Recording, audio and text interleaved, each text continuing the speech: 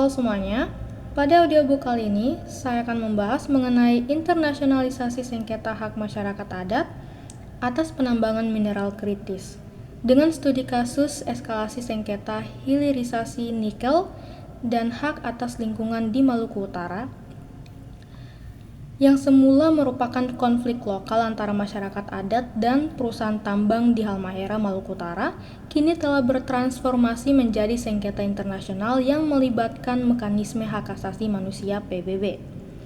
Pada pertengahan 2025, eskalasi konflik di kawasan industri nikel Halmahera mencapai titik kritis ketika masyarakat adat menggugat tidak hanya perusahaan, tetapi juga negara Indonesia di forum internasional dengan dalih bahwa kebijakan hilirisasi nikel yang digencarkan pemerintah telah mengabaikan hak konstitusional warga negara dan prinsip-prinsip hukum internasional.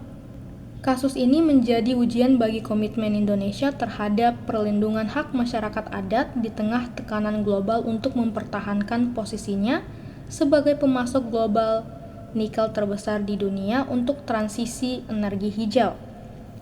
Untuk itu, mari kita lihat dinamika konflik di lapangannya terlebih dahulu, yaitu ekspansi kawasan industri dan dampak lingkungannya.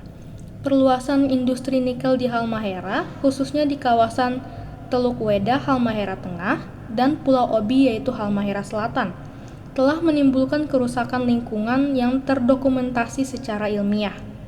Penelitian yang dilakukan Walhi bersama akademisi Universitas Hairun pada 2023 serta diperkuat temuan Nexus 3 Foundation dan Universitas Tadulako pada 2024 menunjukkan bahwa sungai Akejira dan Akesagea yang dulunya menjadi sumber air bersih bagi masyarakat telah tergelincir dari kelas 1 ke kelas 3 dalam klasifikasi kualitas air. Kandungan logam berat seperti kromium dan nikel ditemukan melampaui standar yang ditetapkan oleh USEPA atau Badan Perlindungan Lingkungan Amerika Serikat. Yang lebih mengkhawatirkan, pencemaran tidak berhenti di sungai. Dalam tubuh ikan yang ditangkap masyarakat Teluk Weda, ditemukan kandungan arsenik yang meningkat hingga 20 kali lipat dibanding data tahun 2007. Bersama dengan merkuri yang secara perlahan menumpuk dalam rantai makanan. Endapan sedimentasi logam berat di muara sungai juga menunjukkan gejala akumulasi polutan yang tidak lagi dapat dianggap sebagai konsekuensi wajar dari pembangunan. Kemudian dampaknya terhadap kesehatan masyarakat. Bukti paling mengerikan ini adalah bahwa polusi telah memasuki tubuh manusia. Dari 46 responden yang diuji sampel darahnya, ditemukan kandungan arsenik dan merkuri yang telah melebihi batas aman. Mayoritas dari mereka adalah masyarakat lokal yang setiap hari mengkonsumsi ikan dari Teluk Weda tanpa mengetahui bahwa makanan mereka perlahan berubah menjadi senyawa beracun. Sementara itu di Pulau Obi, Halmahera Selatan, masyarakat Desa Kawasi menghadapi tekanan tambahan berupa rencana relokasi paksa. Samsir Lewendi, yaitu warga Desa Kawasi, menegaskan bahwa sejak awal masuknya PT Harita Group, tidak pernah ada perlibatan masyarakat secara kolektif. Warga baru mengetahui adanya perusahaan setelah mereka mulai beroperasi. Lebih buruk lagi, warga yang memprotes perampasan lahan didiskriminasi dan dipenjara, dikriminalisasikan. Dengan dalih ada lahan-lahan warga yang mereka ambil tanpa memberitahu.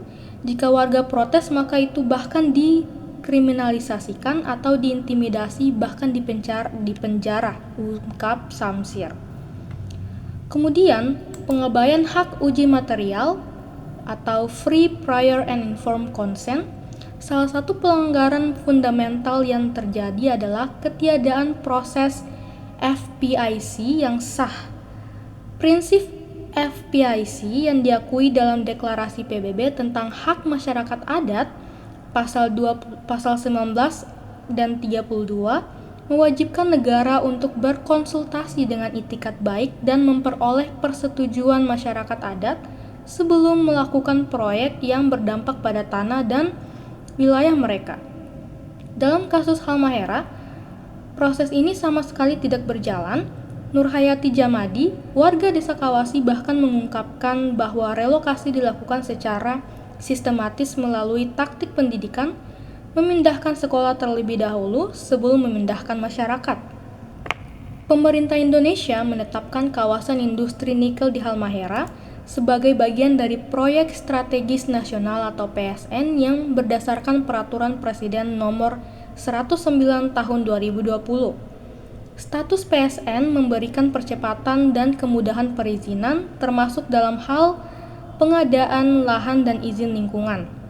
Argumentasi pemerintah adalah bahwa hilirisasi nikel merupakan kebijakan industrialisasi strategis untuk meningkatkan nilai tambah sumber daya alam dalam negeri, menciptakan lapangan kerja, dan mendukung transisi energi global melalui produksi baterai kendaraan listrik. Namun, penetapan status PSN justru menjadi sumber masalah utama karena proses perizinan yang dipercepat cenderung mengabaikan prosedur perlindungan lingkungan dan hak masyarakat adat. Seperti diakui oleh Kepala Pusat Riset Politik BRIN, Atikah Nur Alami, kebijakan hilirisasi nikel di Indonesia berkembang secara dinamis dengan interaksi kompleks antara pemerintah pusat dan daerah. Namun implementasinya tidak berlangsung secara linear dan menghadirkan tantangan koordinasi dalam menyelaraskan kepentingan pembangunan daerah dengan kebijakan strategis nasional. Pada November 2025, titik balik terjadi ketika UN Working Group on Business and Human Rights bersama beberapa pakar HAM PBB lainnya mengeluarkan pernyataan resmi yang menyoroti pelanggaran HAM di kawasan industri Wedabai, Maluku Utara. Dalam pernyataannya, pakar PBB ini mengangkat 3 isu utama. Yang pertama, kerusakan lingkungan yang serius, environmental destruction, akibat operasi PT Wedabai Nikel dan kawasan industri IWIP. Yang kedua, ketidakhadiran persetujuan masyarakat adat, lack of indigenous consent dalam proses perizinan. Yang ketiga, intimidasi terhadap pembela lingkungan hidup, intimidation of environmental defenders yang menyuarakan protes. Adapun kewajiban negara berdasarkan hukum internasional.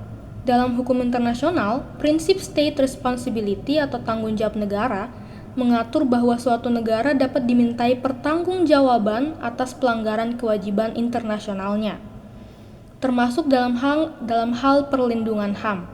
Indonesia telah meratifikasi berbagai instrumen HAM internasional yang relevan, termasuk Kovenan Internasional tentang Hak-Hak Sipil dan Politik, dan Kovenan Internasional tentang Hak-Hak Ekonomi, Sosial, dan Budaya. Selain itu, Indonesia juga memberikan dukungan politik terhadap deklarasi PBB tentang hak masyarakat adat meskipun belum meratifikasinya sebagai instrumen mengikat. Berdasarkan kerangka hukum ini, setidaknya ada 3 bentuk pelanggaran kewajiban negara yang dapat dituduhkan kepada Indonesia. Pertama, kewajiban untuk melindungi, duty to protect, terhadap pelanggaran HAM oleh pihak ketiga yaitu perusahaan. Negara berkewajiban untuk melindungi warganya dari pelanggaran HAM yang dilakukan oleh aktor non-negara, termasuk korporasi. Dalam kasus ini, pemerintah Indonesia gagal melindungi masyarakat adat Halmahera dari pencemaran lingkungan yang dilakukan oleh perusahaan tambang nikel, baik di Halmahera Selatan maupun Halmahera Tengah. Kedua, kewajiban untuk menjamin partisipasi bermakna, duty to ensure meaningful participation.